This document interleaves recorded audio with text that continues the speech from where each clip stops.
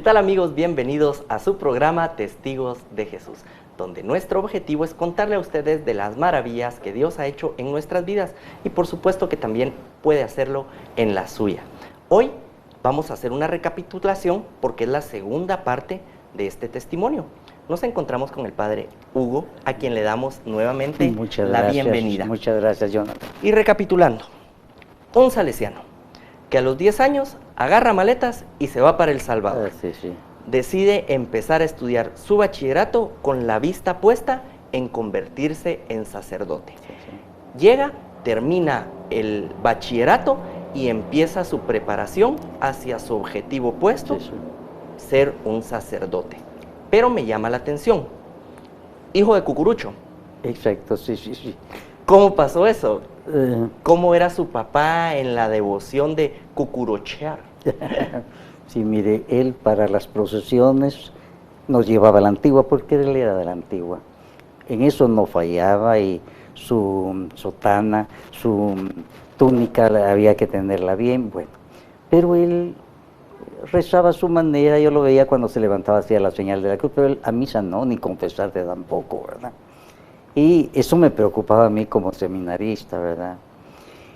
Y cuando me iban a imponer a mí la sotana era un acto muy importante. Le pedí un favor, él tenía que ir de aquí de Guatemala a El Salvador, porque ahí iba a ser. Le pedí un regalo, que quería verlo comulgar. Y entonces, al fin, después de tantos años, yo me imagino que desde que se había casado, entonces se confesó por primera vez. Para mí fue pues muy alentador. Así es que ya el papá ya iba entrando poco a poco.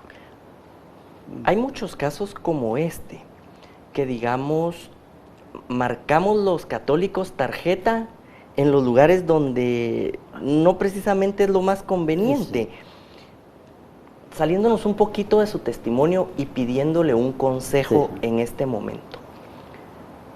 ¿Cómo hacer para combinar la tradición con la relación personal? Con ese calorcito que dice, somos tú y yo. Exacto. Sin túnica y sin anda. Sí. ¿Cómo funciona esto, padre? Pues a mí siempre me preocupó eso, ¿verdad? Porque yo viví esa experiencia. Mi papá no faltaba a su procesión, era dirigente de la directiva en la Escuela de Cristo en la Antigua, pero no iba a misa. Y entonces, según él, pues era bueno. Y muchas personas están en eso. Ahora, en el Evangelio, el Señor a uno muy religioso que se llamaba Nicodemo le dice, mira, si tú no vuelves a nacer del agua y del Espíritu Santo, no entras en el reino de los cielos. Lo cuestionó bien y lo ayudó para su encuentro personal con él. Y es lo que a nosotros en la nueva evangelización nos corresponde. Tenemos que ayudar a la persona, no a ser religiosos de misa del día domingo nada más, sino a un encuentro personal con Jesús que cambie, que revolucione toda su vida. El nuevo nacimiento, que falta a muchos en la iglesia. Padre, soy cabeza dura y no entiendo. ¿Cómo nazco yo de nuevo? ¿Cómo entro en el vientre de mi madre nuevamente? Así. ¿Cómo nazco del agua y del espíritu? Sí. Explíquemelo, trocitos 1, palitos 2. Mire, ese ha sido uno de los problemas más grandes de la iglesia. Por eso se habla de nueva evangelización. Y cuando se habla de nueva evangelización, en el fondo se está diciendo, mire, no nos fue muy bien antes, porque tenemos un montón de bautizados que no han sido evangelizados. Se supone que si ya fueron hundidos en Jesús, deben saber quién es Jesús y haber tenido su encuentro personal con Jesús. Y esa debe ser nuestra gran preocupación, todo, no solo de los sacerdotes, de llevar a la persona a un encuentro personal. Yo he visto en la renovación carismática cómo se ha ayudado. Se ha ayudado con una predicación bíblica muy fuerte, con mucha oración de tipo espontáneo. Después de un tiempo así, llevar a un retiro, y muchos han recibido en ese momento lo que se llama el bautismo en el Espíritu Santo, que no es otra cosa que el Pentecostés personal, que no es otra cosa que la conversión, la segunda conversión en la edad adulta. A eso debemos llevar a las personas. Y no es fácil. Pero una vez que uno ve que la persona llegó allá y tuvo esa conversión, hay un cambio, una revolución en su vida. Y eso es lo que yo estoy viendo con tantos laicos, muchísimo. Es de las alegrías más grandes que tengo yo en la iglesia, ver cómo tantos han tenido su nuevo nacimiento. Como le repito, mi cabeza es bien dura, padre. Entonces usted dice que no basta la misa no. de los domingos. No. ¿Cómo así, padre? Pero si a mí me dijeron que era con rezar el rosario una vez por semana, con ir a misa los domingos, tu pasaporte está sellado. No. Explíqueme, y no solo, por favor. yo a veces predico en alguna forma que les molesta a algunos. Algunos creen que por tener su escapulario ya se van a salvar. Y no, padre. Y yo les digo, con todo y escapulario, si no viven según el Evangelio, se van al infierno. Con todo y escapulario. Y a muchos les molesta. No le creo, padre, está pero bromeando. no estoy bromeando. Porque así es, ¿verdad? Así es que la salvación es por la fe en nuestro Señor Jesucristo, su encuentro personal con Él y su vida cambiada. Entonces esto sí es serio en nuestra iglesia y ahí es donde debemos inculcar la nueva evangelización, que como decía el Papa Juan Pablo II, debe ser con nuevo fervor, yo les diría el fervor del Espíritu Santo, con nuevos métodos. Se ve que lo anterior no nos resultó, y con nuevo lenguaje, es decir, el lenguaje de la persona que viene a la iglesia. No le voy a hablar con un lenguaje teológico que no entiende. Padre, pero es que, ¿cómo voy a hacer yo para agarrar mi Biblia y sentarme con mi familia a compartirle de algo que ustedes estudian por toda una vida? ¿Con qué criterio yo voy a reunir a mis primos, a mis papás, para abrir la Biblia? Sí. ¿Puedo hacerlo? Mire, para ir a la Biblia se necesita cierta orientación. Si no, la persona va por su lado y entiende lo que quiere. Por ejemplo, vea usted cuando el Señor dice, si te escandaliza tu ojo, sácate el ojo. Si te escandaliza tu mano, córtatela. Si lo tomo al pie de la letra, me van a meter a mí a la cárcel. Es que el Padre dijo que uno se debía sacar el ojo, ¿verdad? Si lo escandaliza. Y con la pornografía, yo creo que habría muchos ciegos. Bueno, entonces se necesita cierta orientación. Por ejemplo, los primeros 11 capítulos del Génesis son muy delicados, porque no hay que tomarlos al pie de la letra. Por ejemplo, la creación del hombre.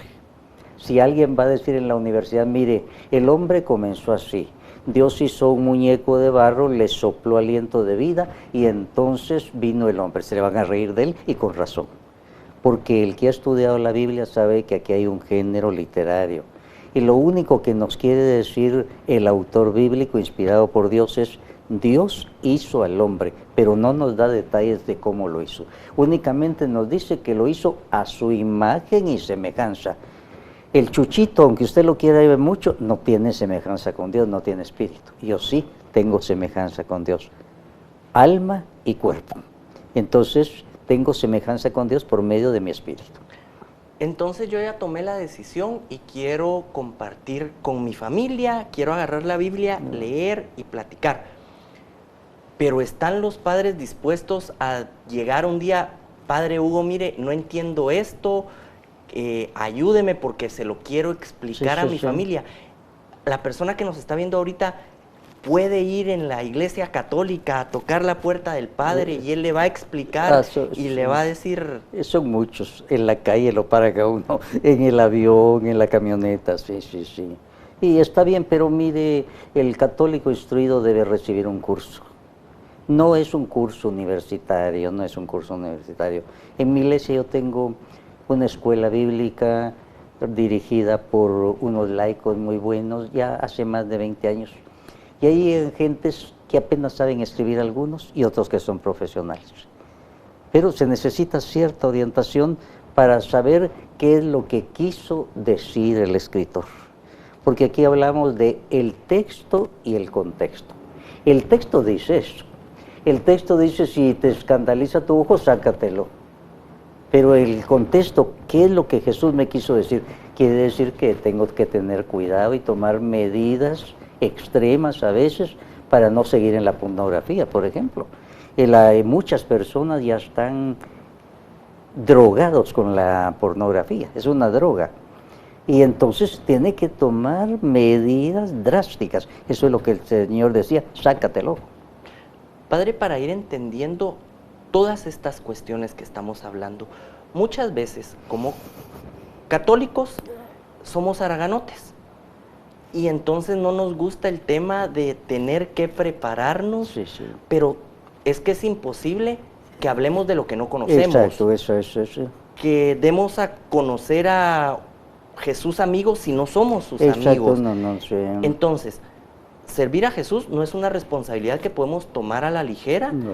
ni decir, ahí voy por mis pistolas. No. Pero tampoco es algo tan astral y tan No, tampoco. difícil que entonces Sí, digo, sí. es que como el padre Hugo dijo No. que era complicado y que No, había no, que no, prepararse, tampoco lo debo de hacer.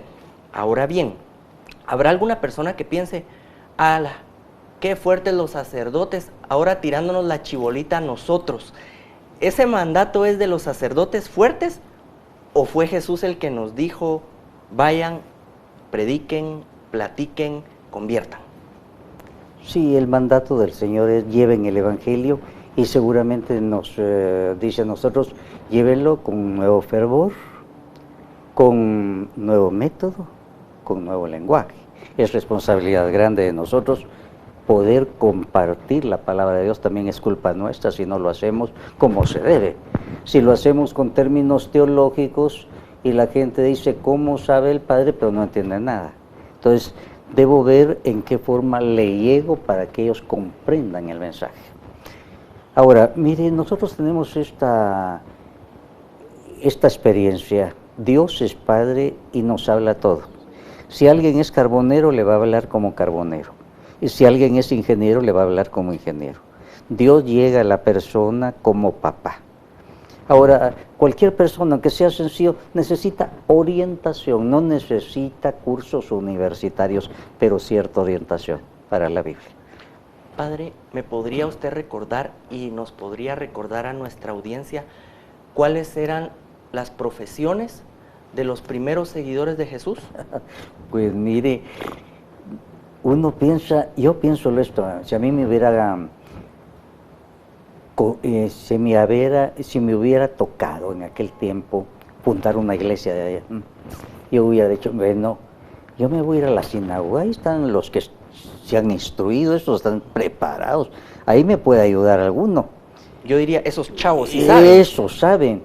Y se fue a buscar a unos pescadores que no sabían nada, pero tenían el corazón abierto. Eso era lo que quería. Porque Jesús dice, el vino nuevo tiene que ponerse en odres nuevos. Los odres eran como barrilitos de cuero. Si ponen vino viejo, rompe. Entonces quería corazones abiertos y aquellos se abrieron. Y además confiaba en el poder del Espíritu Santo. Ve a Pedro cuando un pescador hablándole a 3,000 personas. Y las personas, en lugar de decir, pescador, no sabes, llorando, ¿qué debemos hacer?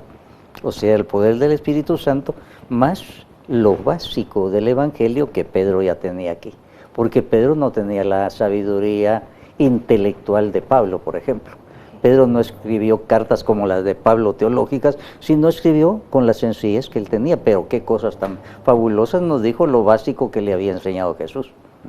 Ese es el Espíritu Santo realmente el que va moviendo a cada servidor que dice, quiero trabajar, quiero... El Espíritu apoyar. Santo es el único que puede convertir, pero la persona tiene que exponerse a la predicación, y una predicación que entienda también, ¿verdad?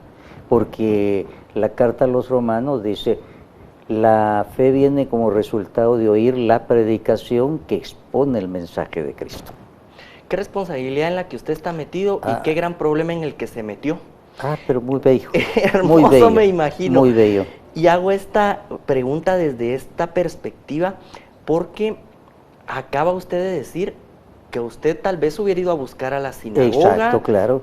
Digamos, si lo pasamos a este día, entonces muchas personas han de estar buscando su religión, su fe, su práctica de Jesús en las iglesias. Ha cambiado el panorama de la época del Señor Jesús. a lo que estamos viviendo hoy. Se ha avivado realmente esos grupos que usted dice que están en sus casas, que están estudiando cursos, que se están preparando. ¿Cómo ve usted esto? Es admirable en la Iglesia Católica cómo hay una renovación muy grande. A mí me toca trabajar con laicos muy comprometidos, que me dan muy buen ejemplo de oración, de dedicación, de lectura de la palabra de Dios. Ha habido una renovación muy grande. Entre los laicos hay grandes predicadores que tienen cualidades muy grandes. Un día en una gran asamblea de miles de personas, de pronto yo estaba dirigiendo y el predicador es él, y me presentan un indígena con su morralito. Me acuerdo que llevaba unos anteojos rotos y él va a predicar. Espérese, padre, me dije, ay, yo no, ¿cómo va a ser? Más de sexto grado no puede haber cursado, dije yo. Comienza aquel indígena con la Biblia en la mano, pasa el Nuevo Testamento y cita, y con sus comparaciones de tipo campesino, así como Miqueas, el profeta Miqueas, que era campesino. Y uno dice, aquí está Dios, este hombre no se sabe lo que él está haciendo, Dios está haciendo a través de él. O sea, de una plática tan bonita, con su lenguaje indígena, campesino, sin mayores conocimientos, pero él es un lector grande de la Biblia y de mucha oración. Y entonces yo decía, aquí está Dios, y toda la asamblea de miles de personas. Hubiera llegado tal vez un sacerdote y no le entendían tanto como le entendieron a él. Ahí me surge una duda. ¿Los sacerdotes deben de tener la mente abierta? 24 horas al día, 365 días al año, para en estos momentos, como aquel padre que le dijo que era literato a usted, tener esa habilidad de que sea el Señor el que esté obrando. Pero por el otro lado, ¿qué pasa cuando nosotros, como fieles católicos, decimos, es que porque lo dijo el padre Hugo, sí vale, pero si lo dijo el padre tal, lo dudamos? ¿Le ha pasado que hay personas que ponen sus ojos en el sacerdote más que en el Señor? ¿Cómo En eso se necesita mucha fe. Yo muchas veces insisto en esto. Yo no puedo convertir a nadie. Es obra del Espíritu Santo. A mí me toca sembrar, y sembrar de la mejor manera, y una responsabilidad muy grande. La gente puede decir, ¿cómo sabe? Pero no se convierte, porque tal vez no estoy lleno del Espíritu Santo ese día. Y al día siguiente, yo mismo, tal vez no los deslumbré, pero estaba lleno del Espíritu Santo y entonces hubo conversiones. Esa es la gran responsabilidad de nosotros. No que la gente diga, ¿cómo sabe ese padre cuántos títulos tiene? Sino que ese padre está lleno del Espíritu Santo y por eso la palabra de Dios me entró en una forma muy distinta que en otra oportunidad. Esa es una gran responsabilidad para nosotros. ¿Cómo se llena Hugo Estrada del Espíritu Santo? ¿Dónde fulea su tanque? Sí, mire, es muy difícil que uno todos los días, como dice usted, 365 días, esté lleno del Espíritu Santo. Somos débiles, nos vamos vaciando. Y a uno como predicador le pasa, un día uno sintió bien lo que estaba pasando, estaba lleno del Espíritu Santo, pero otro día uno se da cuenta que el asunto no está muy bien. Y si revisa, tuve poca oración, poca lectura de la Biblia, me descuidé en algunas cosas. Y entonces una responsabilidad de estar siempre lleno, como los bomberos. Lo llaman y no dicen, vamos a ir a llenar el tanque. Y lo que llena el tanque se incendia la casa, ¿verdad? Tienen que ir y al momento. Entonces, se fulea en la oración, en la palabra de Dios, como no, y en las obras, en el trabajo, con los demás. Compartir con la comunidad. El trabajo por los demás, el Señor le ayuda a uno, ¿verdad? Voy a hacer una pausa en este momento para un anuncio comercial. ¿Quiere usted estar lleno del Espíritu Santo? Rece. Lea palabra su Biblia de Dios y comparta con sus hermanos. No se lo quede para usted solo. Confesión y comunión. Confesión Y comunión. Necesita uno estarse purificando y alimentando del cuerpo y de la sangre de Cristo. Nada de esto que le hemos recomendado le va a hacer mal ni le va a dar catarro. Así es que puede practicarlo a diario y su salud emocional, espiritual va a estar en buenas condiciones. ¿Cómo no? Hoy hemos hablado un poco sobre dudas más que sobre su testimonio. Sí, sí. Lo hemos dejado en graduado del bachillerato. Sí, sí.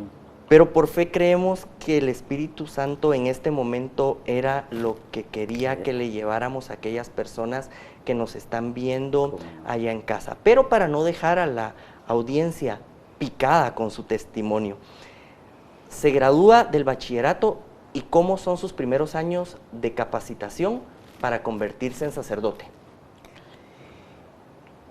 Nosotros antes de llegar al sacerdocio hacemos 4 años de teología. Los míos los hice en el Teologado Salesiano, que está en la zona 11, junto a la iglesia, la parroquia San Juan Bosco, que normalmente se llama Santuario de María Auxiliadora. Entonces ahí terminé mis 4 últimos años.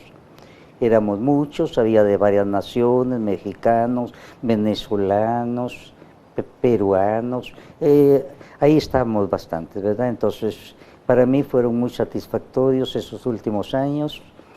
Ya no había química, ni física, ni matemáticas, gracias a Dios yo estaba libre, ¿verdad? Nunca en mis estudios me sentí tan bien, no tenía esas trabas de la matemática. ¿Jugó fútbol en el Cejusa?